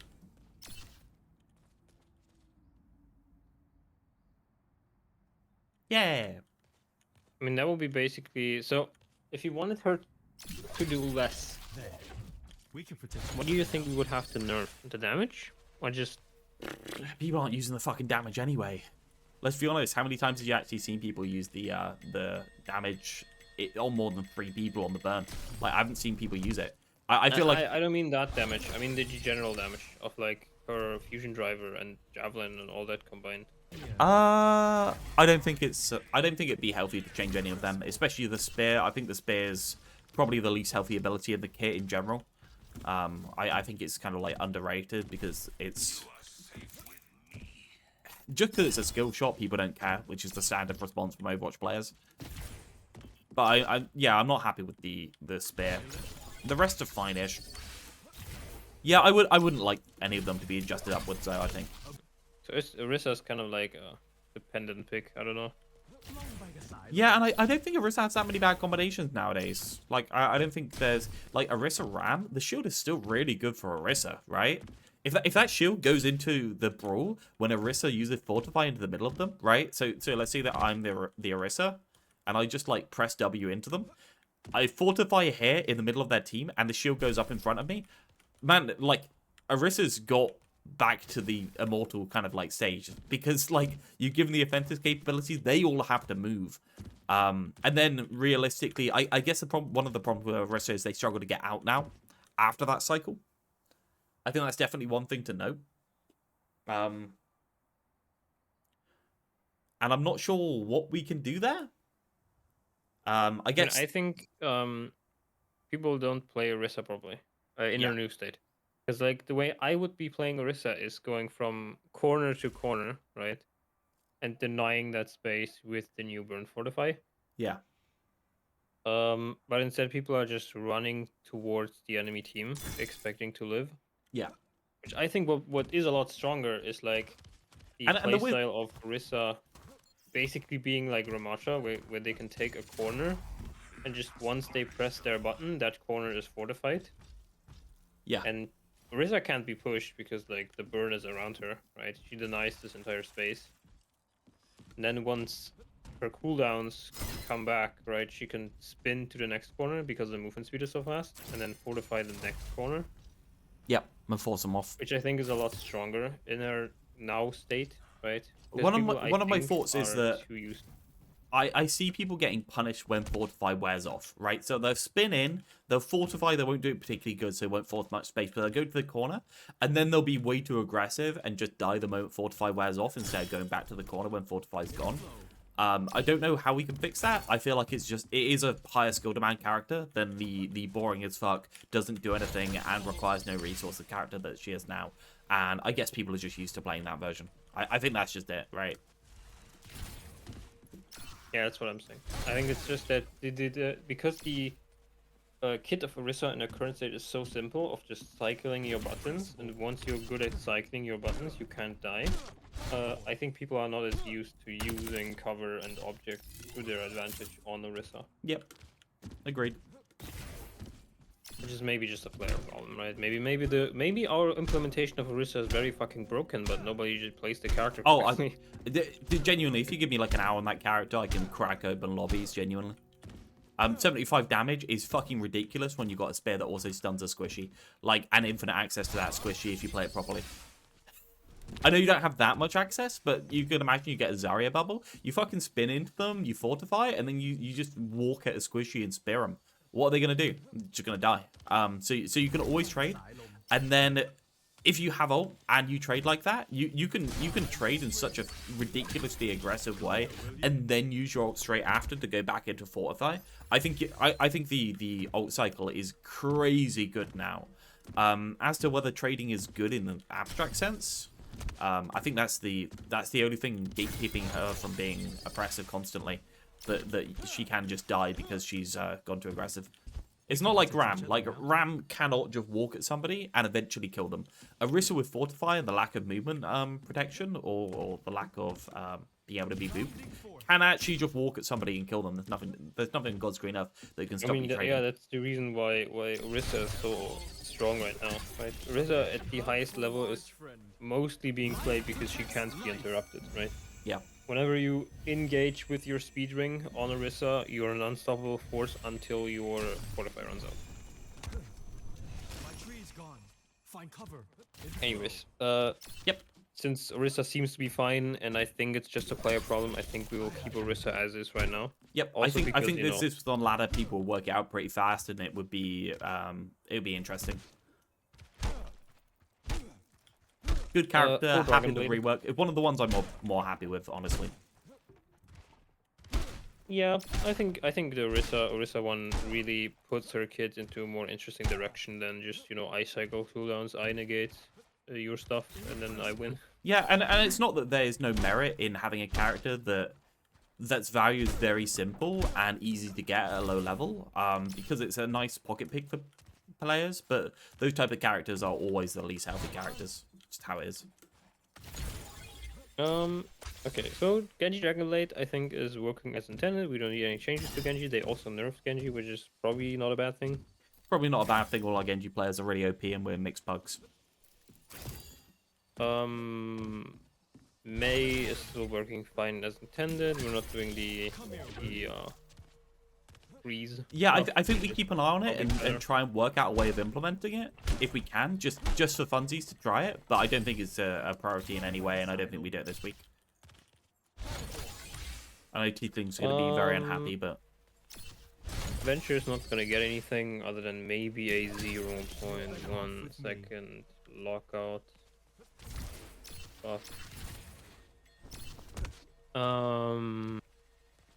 Sombra's getting the range increase, the ring goes away for enemies. I think the reworks that we have are really nearing the end state of being perfect. I can't think of that many that I'm really unhappy with at this point. Symmetra. Oh yeah, I mean Symmetra, but we know why Symmetra's not great. We're being gatekept by TP, right? Yes. Are we pushing Symmetra to next week again because you still haven't uploaded your video and I still haven't watched? I mean, what do you okay, without me having watched your discussion, what do you think would Symmetra need in her current state for her to be playable? I don't think the left click is working, and I think the design space of overshields should be revisited in a meaningful way. I think that we need to put a lot of thought into it if we do want to do it, because it's a massive portion of the game to bite off and chew. But I do think it's salvageable, and I do think it's salvageable and makes the game more interesting by salvaging it. And maybe you want to do it as just a like a proof of concept. Because we can't do TP regardless, so the character's never going to be great regardless, because TP is such a problem in the kit and such like massive part of the power budget. But maybe instead of doing the TP, we can make something interesting out of the rest of it that is a proof of concept for good Symmetra as a SWAT category. What the reference was right click applies shields to the people around and on the right click, and I think that creates interesting power scaling at the low and high ranks in terms of how it's used, because it can be used for Brawl in order to keep an AoE going, or it can be used in the better way for shields in order to pocket someone on an angle. I think that's where I'm currently at, and I think it's one of those interesting things that maybe we just want to do because it's fun and not because it will ever work perfectly, because Symmetra something, TP something. And you're welcome to say, fuck that, I don't want to do that. That sounds awful, because we'll never have a finished product regardless, which is fine. I mean, we can try anything, right? I'm open for anything. I don't want to get into the nitty-gritty details right now, since, like I said, I haven't watched your thing because you didn't upload it yet. But once I've watched it, and once we can stop pushing back the Symmetra discussion, I think we can have a deeper discussion on like what kind of stuff needs to change, what numbers those changes need to be at, and also if they are even feasible in workshop. Yep, Symmetra bag go next. Yep. I mean, that's all. I think that's all heroes. We are. Is that all heroes? Yeah. Man. Should we just bring back mass res and leave it at that? I'm not gonna do something stupid at the end. One of these days you'll agree with me and you'll make Bob the tank. Come on, Didact. Right, so you press the shift button, Bob goes out, stops when you stop pressing the shift button, and then starts shooting. Still does the uppercut, and you can press the shift button again to dismiss him, and he has a regenerating health bar over time, right? He has like a 600 health, and then it goes slowly back up when he's dismissed. So you can use him as a turret on an angle and keep him out permanently, and he has that 600 health. Or alternatively to that, you can use him as a battering ram by bringing him back off that angle and using him. I mean, the great part of that, what you just said, is that 50% of it isn't possible to do. Well, you don't have to have Bob able to be stopped, right? Bob can be his current thing. You can dismiss Bob with a button, right? Surely. I don't know. If I disable Ash's ultimate ability, does Bob disappear? Probably not, because he's a deployable, right? Yeah, we have to despawn Ash then respawn them in order to dismiss a deployable. Yeah, that's probably the thing we need to do. Yeah, because Bob isn't really dismissible in any way. I guess that's the problem. If you could just have it so you could cast Bob. The idea where you said that Bob heals himself when he's on an angle, it doesn't work because Bob can't heal himself. Oh yeah, he doesn't have a health bar. That makes sense. Well, he does have a health bar. He just dismisses the health bar, regenerates Bob the next time, right? Yes. But come on, that sounds fun though, right? I mean, it's a funny concept. We can do it for a week once we're basically done, and we'll do funny concepts once a week or something. Once every 2 weeks. In terms way of keeping this game interesting, getting these characters, I'm at a kind of like weird point where I think half the characters are really ready to like go out to streamers and be happy with going out to streamers. I'm pretty sure like Sombra rework, if we got 15 Questron in on them, I think that'd be pretty damn good. But I feel like they'd want to try it on its own and in 5v5. And I'm like, what do we need to do in order to get these ready for that mode? Probably something, but you get what I mean, right? Because everything's balanced for 6v6, and I'm not sure if they'd be interested in trialing a 6v6 200 HP, because it seems like a lot to chew, instead of just being a very simple, this is the one character that's reworked in this mode, and you can just copy and paste that in for each individual character. For the reworks, I think the Sombra rework in particular also works decently in 5v5. It's just numbers tweaked. Yeah. Those aren't very difficult to do. Are there any venture streamers? I don't think there's any venture streamers, are there? there's not any Venture players. How is there supposed to be any Venture streamers? True. You're asking a lot of the Overwatch True. community. Malga's not interesting enough, just actually fixes the problems. Roadhog's very specific to this mode and wouldn't be applicable outside this mode. Symmetra's broken and we want to redo that. Venture is a character, right, that doesn't even have skins. So why would there be May has no players either, so there's no point there. Lifeweaver's interesting. I feel like we could do Lifeweaver, right? Do you think what the Lifeweaver guy? Who's the Lifeweaver guy on YouTube? There's a Lifeweaver guy, right? I don't know. Yeah, there's a Lifeweaver guy. Let me search the Lifeweaver. I don't know. How am I supposed to know?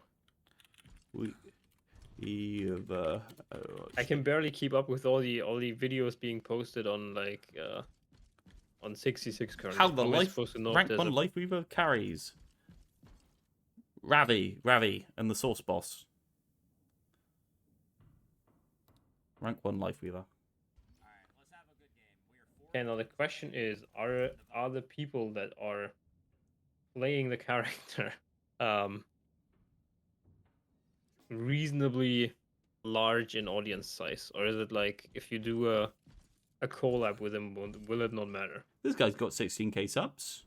He gets 10k views a video.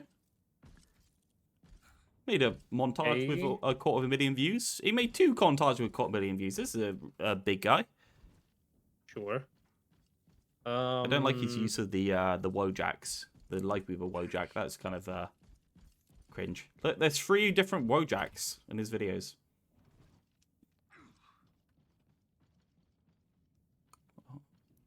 I mean, you can hit up whoever you want, and if they want to test it in 5v5, you just need to message me and tell me, "Hey, slave, I got work for you." Something I can't be paid due to tax reasons. Something. I mean, you can pay me, but you know there's a minimum pay. Yeah, exactly. It's not worth it unless I'm willing to pay you enough to file taxes. I mean, here's the thing, okay? How do I say this? If the pay was low enough, right? Yeah. Then I could declare it as a mini job, right? Mini job. Okay. Which you know, the pay needs to be low enough, and the hour rate would need to be low enough. But then you can declare it as a mini job, right? Which is basically a thing where you go work twice a week in addition to your normal work, right? Yeah. It's like a supplementary second income. Yeah, right? yeah, it's a supplementary job basically, and those are taxed in a specific way where the person doing the job doesn't need to pay any taxes on it, except for the weird health insurance tax. Yeah. But the problem would be you would be the one that would have to pay the taxes for it. I'd have to pay the German government. Is that what you're telling me? Yes, be able to give you anything. The one that supplies the work would need to pay in the taxes in that case. Man, I'd need to read a book on tax law in order to be able to do anything with the German government by the sounds of it. Not that I wouldn't be happy to, of course. Like, you do a ridiculous amount of work. Anyways, yeah, if you wanna reach out to content creators and suggest them stuff. I think Sombra Venture and Lifeweaver are kind of the ones that are movable, right? I think those are the ones people. Sombra and Lifeweaver are the characters that are most polished-ish. Kind of. I think Venture's interesting enough as a tank that it's a good enough headline that people would click it.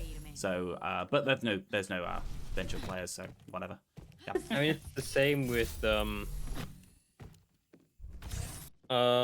any other interesting character we did. The Bastion, when we had this like massive rework, I think is also very interesting. That there are also no like community of Bastion players, except for like Bastion main or something. Just the one human that plays Bastion, yeah. Yeah. Maybe there are loads of these players that they're all so small that I don't know about them, right? Yeah, but in that case, it wouldn't be advised for you to collab with them. Yeah. That much, right? It's Because always like nice all to the work network, isn't that would it? be put into it would be overshadowed by you not getting much out of it. Yeah, I guess one side of it is getting people to try it and going onto a call with them for like 30 minutes to explain it and then making a video about it isn't actually that much work on our side, apart from just putting it in 5v5, I guess. I think that's the other side. It's not that much work to get a collab going, especially since I wouldn't be, let's be honest, doing any of the work. Obviously, I could make something on my channel based off it, but it's equally nice to just get your name out there and shove it into somebody else's thing. I do have a football problem at the moment because I make so little videos. Man, yeah. I need to... I don't want to ship out the Kiriko vid. It's almost done. It's ready. Like, pretty much ready. But, like, I don't want to release it because I know this is going to be the Overwatch Classic month. And nobody's even playing live, so, like, what does it matter? Yeah, correct. If you're not doing a video on 6v6 right now, or on Classic specifically, I don't think it's good for the algorithm. Yeah. I'll go, boys. So before we sign off, quick recap / changes I need to do. Yep.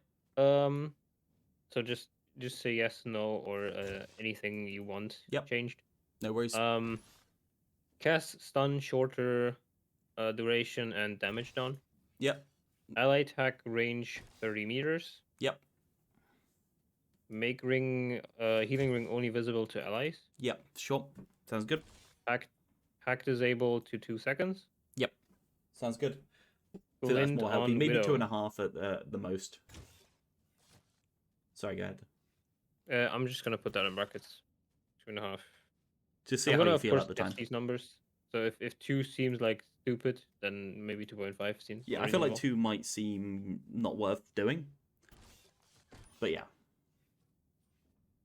Glint on Widow.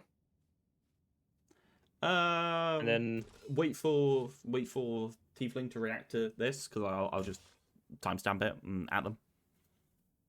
Problem. If we wait for Tiefling to react to this, it won't be in this week's Pugs, which is my kind of where I wanted to test it. If you can work out something really simple with effects that just look completely ugly and not good, but do the proof of concept of Widow is more telegraphed, I don't see a reason not to do it if it's easy to do. And then we if there's good feedback to that, we implement it properly with good visual effects, right? Sure. Game lasted too long, shutting down. That is crazy. Rip. Quick, back to lobby before the game says goodbye. And then Mauga healing nerf, which is a thing I want to do just because they buffed Mauga in life and he's already like kind of strong and stuff. Not a ridiculous amount, but yeah. And then Venture lockout duration increased for 0.1 seconds on Burrow. Sure, yeah. I don't see a reason for that. I think all of these characters at this point, apart from Symmetra, are working fine, and we need to just spend less time doing. I think it's common sense changes from here on. I think the loops of these characters are fine, but we're just nerfing and buffing as the life patches nerf and buff, aren't we? I mean, I think testing out different numbers makes sense because sometimes stuff feels better if you change them, or after you change them, right? So I'm willing to test like a really small increase to lockout. If it feels bad, we can just take it out again. It's very simple to take out. So, I hit my finger earlier. Anything I have forgotten? I just looked at my hand. I got blood all over my hand when I clearly carrying my furniture downstairs. I'm going to hit it against something. That's quite a big cut. Shit. No, I don't think there's anything you've forgotten. I think we're Gucci. Okay, then we're gonna close off this wonderful conversation today. You get your hand checked out before you bleed out. No, it's okay. It's only a little cut, but it's like hit my knuckle on something, and it's just oh bless. All right. Well, yeah. I'll see you tomorrow on stream, hopefully. Lots of stuff to do over this weekend, isn't there? Bloody hell. Overwatch Classic, 2 developer conversation from Spylo. Fredo's been yapping. Woohoo, Fredo's been yapping. Lots to do. I'm excited. I'm excited. Oh yeah, one more thing. Sure. The Bastion self repair. Yep. You still want that in? I feel like it would be healthy in. We don't have a spare button for it, right? Bastion has a spare button, yeah. Oh, okay. Yeah, well, if Right? you can Because get it to his work in a grenade reasonable is on way. secondary fire, so he should have one ability button free. Sure, yeah, that makes sense. If you can get it to work easily, I don't see a reason why not. Just look at the old numbers and make it the same rate. I think that worked fine. As I said, Bastion's problem is not being able to hold himself in angles and needing a load of support because he's so big to hold himself in angles. So he ends up defaulting to main a lot more and doing less angular work, which the character's still pretty good at. So I feel like the self repair would be interesting enough. It would give you something to try. Okay. Well, that's all. I'll see you tomorrow. Nice to. Love you much. Have a nice evening. Ciao, Bye-bye. Kiwi. Bye.